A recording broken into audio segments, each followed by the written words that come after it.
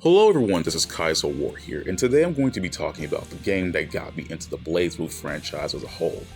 BlazBlue Continuum Shift released for the PlayStation 3. The first iteration of BlazBlue Continuum Shift was my first introduction to the BlazBlue series, as I had bought this game and Calamity Trigger at the same time, though I had played Continuum Shift first mostly because it had more content than the first game, according to the research I did before I ever copped them.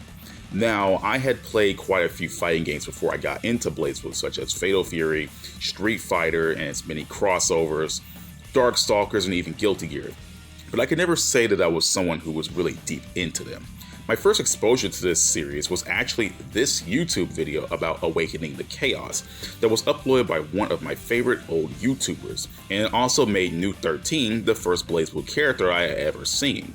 She looked cool and the song slapped so hard that I went and copped both Continuum Shift and Calamity Trigger the week after that. And from then I was hooked. But that is a story for another time. For now, I just want to talk about BlazBlue Continuum Shift and the updated versions that came after it. BlazBlue Continuum Shift is the sequel to BlazBlue Calamity Trigger. It came out in Japanese arcades on November 20th, 2009. And finally came out on the PlayStation 3 and Xbox 360 in Japan on July 1st, 2010, and then in North America on July 27th, 2010. BlazBlue Calamity Trigger had 12 unique characters in the original roster, and the number in the first BlazBlue Continuum Shift had been bumped up to 18 in total. The game introduces Lambda 11, an imitation Murakumo unit that was discovered by Kokonoe and had the soul of New 13 implanted into her, along with being equipped with a device known as the Idea Engine.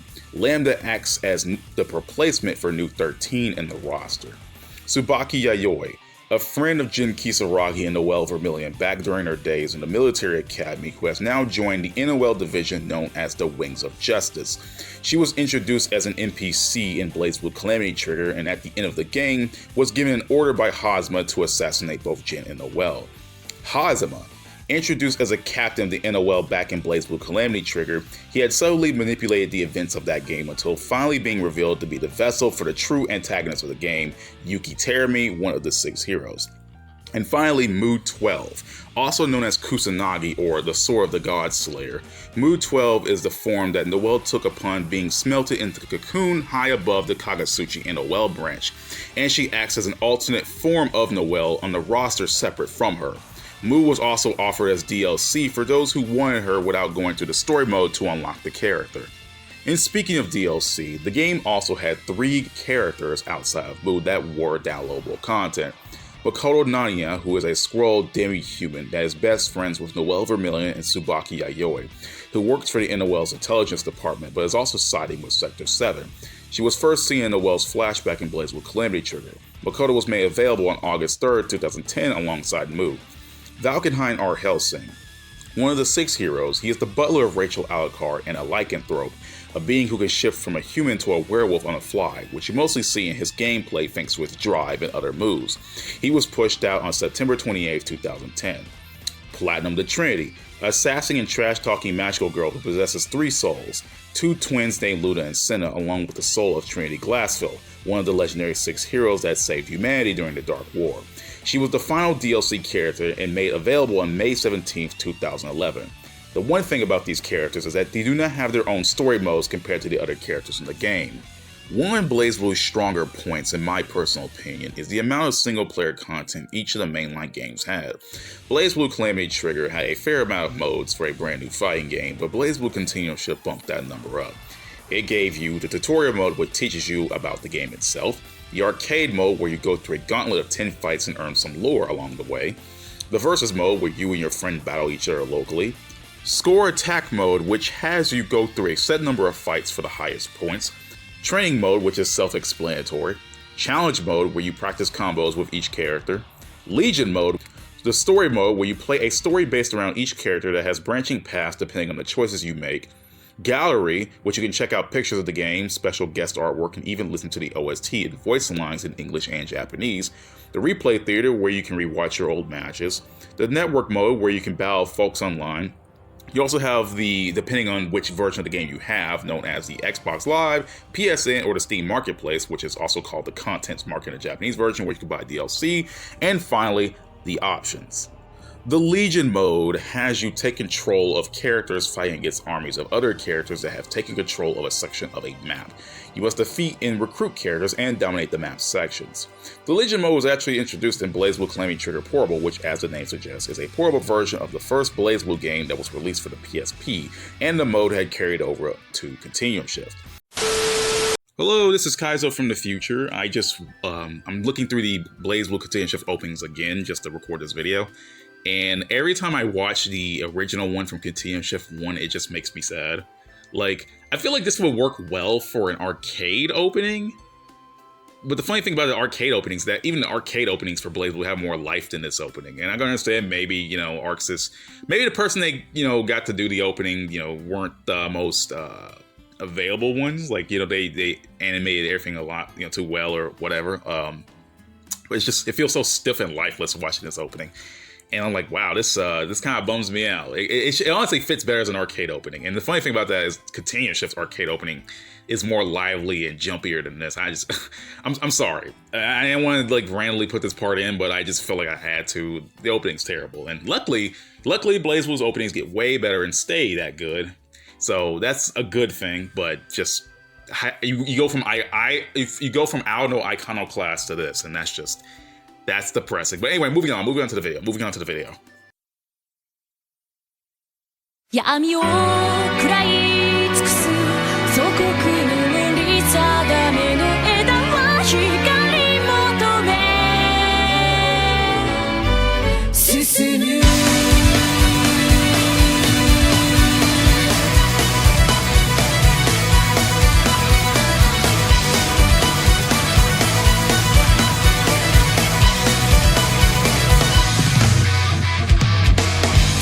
BlazBlue Continuum Shift 2 is the updated version of BlazBlue Continuum Shift.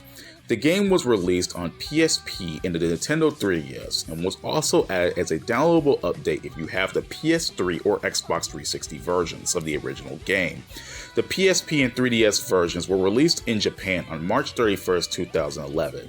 And in North America on May 31st, 2011, while the PS3 downloadable update was dropped in Japan on May 12, 2011, and in May 17, 2011 in North America. The Xbox 360 version would later receive the update in May 10, 2011 for all regions. As such, with these revised versions, it adds balance changes and added mechanics. The home versions also came with a new opening, an expansion on the gallery, added music, among other changes. The portable versions of the games had all of the characters and their related DLCs packed into one. And while some changes had to be made graphically due to the smaller screens and weaker hardware, they had managed to pack everything from the consoles and then some. A new mode known as Abyss was also added in Continuum Shift 2. It is an RPG-style gauntlet that you can gain levels in and fight progressively stronger and stronger enemies while customizing your loadout along the way, upgrading your attack, your speed, your defense, all that. It's essentially just one giant RPG mode, and I love it dearly. But for some reason, in the arcade mode, several characters had their voice actors changed just for this one instance due to new scenes and the like. Mu 12, who was Christina V, had been changed to Julianne Taylor. Rachel Alucard, who was Mello Lee, who had been changed to Laura Bailey. And finally, Hosma, who was Eric Davies, was changed to Spike Spencer. Now, it was only just for this one thing in the arcade mode for Continuum Shift 2, so it really didn't carry over into the rest of the game, but I still found it weird. Detecting Nox Nictoris class armament. Mukro Algesco, Yuki Anessa. Noel. Vermilion.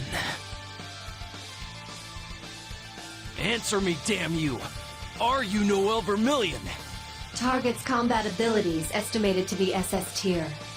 A contingency medium. So, in the end, you were nothing but a mindless doll. You useless piece of subhuman garbage! Detecting rising hostility levels from target. Target's threat level now at maximum. Now switching to battle mode. Come on!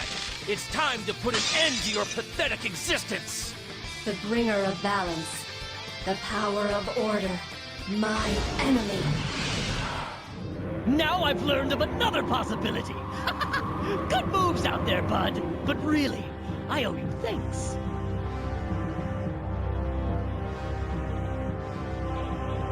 All of the possibilities of this world. The continuum shift. I will make it mine! Ah, you've returned then. Only that I may leave again. I've a hero to retrieve. Ah, so I see. And I had prepared these scones for your return. What shall I do with them now, milady? I'm afraid that tea must wait. You will not have the same luxury, however. I may require your more immediate assistance. I trust the years have not dulled your edge. You wound me, madam. A butler must be ever ready for whatever his master might require. If you doubt my skill, however, perhaps a test of it would satisfy you. A brief engagement will likely lay your fears to rest. Perhaps. We shall see if you can keep step with me. BlazBlue Continuum Shift Extend is the final iteration of BlazBlue Continuum Shift. Unlike Continuum Shift 2, Extend was released in its own separate game instead of being an update. Well, home console-wise, not portable-wise. The game had dropped for PlayStation 3, Xbox 360, and for the first time, the PlayStation Vita in Japan on December 17, 2011, and in North America on February 14, 2012. The game also had a very obscure PSP port that had been released after the console and the Vita versions of the game. The PlayStation portable version of Extend was never released outside of Japan. The PSP version of the game was pretty much the same, but it had its own exclusive mode known as BBQ, or the BlazBlue Quiz mode. As the name suggests, it is all about a mode quizzing you on the knowledge of the BlazBlue universe, and if you complete it, you can unlock announcer and narrator voices. Honestly, it is a shame that this never carried over to other games. I feel as though a mode like this would have been pretty fun to have in later games, especially in BlazBlue Essential Fiction, where it has a lot of lore and a lot of ways to blow your mind. Hello guys, this is Kaizou from the future, and I kind of wanted to talk about the music. I'm not going to talk about the character battle themes, like Bloody Fang, Nightmare Fiction, Alexandrite, all that shit. I'm not going to talk about that. There's some things I do want to talk about that kind of bum me out in regards of music and Continuum Shift. Now, they don't change the character select theme. They don't change the versus screen themes. They don't change the themes you get when you win arcade run or an online battle. They keep a lot of music from Continuum Shift, and normally I would be happy if music carries over, but in regards of Continuum Shifts, that shit doesn't, you don't have your own character select screen theme to stand out or stuff like that. Hell, even Lambda doesn't even get to have her own theme, and she funny enough still doesn't have it, but they're not gonna get to that. And I really wish there was more music that went into Continuum Shift to keep it separate from Calamity Trigger. Because when you think about it, this game is essentially Calamity Trigger's soundtrack with just more music. At least when Chrono Phantasma came around, they had remixed songs and brand new music, so it didn't have too many things that carried over from the original game outside of story mode themes. So that's what I liked about Chrono Phantasma, but Continuum Shift doesn't really get to do much of that. I don't know why. I don't know if there was a specific reason, but the point is it just didn't happen, and that kind of sucks. I really wish the game could have got more music and more stuff to keep it separate from Calamity Trigger, if that makes sense. So yeah, sorry for this rambly middle section here. I apologize. Back to the video. As it was another revision of a BlazBlue game, more content was added to it. For example, Relius Clover was added as a playable character and the only brand new playable character, though he had already been in the game as an NPC before. A new story mode known as Calamity Trigger Reconstruction was added to act as a more abridged and more straightforward version of the events that took place in BlazBlue Calamity Trigger, but also fills in some holes in that story. Calamity Trigger Reconstruction acts more as a companion piece rather than just a complete replacement of BlazBlue Calamity Trigger, and it's highly recommended, at least to me, that you play Calamity Trigger, then through Continuum Shift, then through the Calamity Trigger Reconstruction just to understand the full scope of things. Speaking of new content, story modes were finally added for Makoto Nania, Platinum the Trinity, Valkenhayn R. Hellsing, and now Relius Clover. Extend also brought in the Unlimited Mars mode, where you fight busted and broken unlimited characters in 10 matches until you either come out a winner or a loser. I will forever curse this game for introducing such a cool yet evil mode, and Legion mode had finally been swapped out completely for the Abyss mode. I want to talk about one more random thing before I move on. In BlazBlue Continuum Shift Extend, it was around this time where Hosma's old English voice actor, Eric Davies, had been replaced by Doug Erholtz. Doug Erholtz is also a famous English voice actor, but he also voiced a character known as Gen Ichimaru from the Bleach series. Now, people make a lot of comparisons between Gen Ichimaru and Hosma, and whether or not Mori did base somewhat of the design off of Gen is different. But the fact that I want to believe that someone on the English dubbing team just knew about Bleach and knew about Gen Ichimaru, and they thought, you know what, this would be a funny thing to just get Doug Erholtz and have him voice Hosma and then later Terumi. I just find that hilarious, and I want to believe that's what they did. I want to believe that. I'm sorry this is a little rant's going on a little bit too long, but I just want to believe that they knew about Bleach, they knew about Gen, and thought it would be really cheeky and funny to make Hosma be voiced by Doug Erholtz. I like to believe that. That's my headcanon, and no one can stop me from thinking that way. Okay, this is a part of the video I kind of didn't see the point of adding, but I just wanted to bring it up since I'm already here. Like Calamity Trigger, BlazBlue Continuum Shift had 2 light novels, simply named BlazBlue Continuum Shift Part 1 and BlazBlue Continuum Shift Part 2. Now, there isn't much I can say on these light novels as they aren't in English, and therefore I can't exactly talk about them, but I think like the Calamity Trigger ones, I can only assume that they're direct adaptations of the game with maybe some stuff added, like new content, new story stuff, or maybe some stuff removed. I have no idea. I can't find any kind of English translations anywhere. I just know that these light novels exist for these games, so yay. They have light novels, there you go. But hey, at least the illustrations look nice. I'm not gonna put much of them on the screen because this part of the video isn't too long, but the illustrations look nice. It's BlazBlue. BlazBlue always has good art, so there you go. Just wanted to say that. Just wanted to say that these have light novels. They exist. I don't know what's in them. Let's move on. And that marks the end of my little history video on BlazBlue Continuum Shift. I definitely want to hear in the comment section about what you guys had for your first BlazBlue experience, what game you started with, and how did it affect you personally, and how far you are with the series as of now. I definitely want to hear that. And I'm happy that you guys stuck around to the end if you're able to hear this message. So without further ado, I will see you all next time. Peace out, everyone, and I hope all you guys have a great day.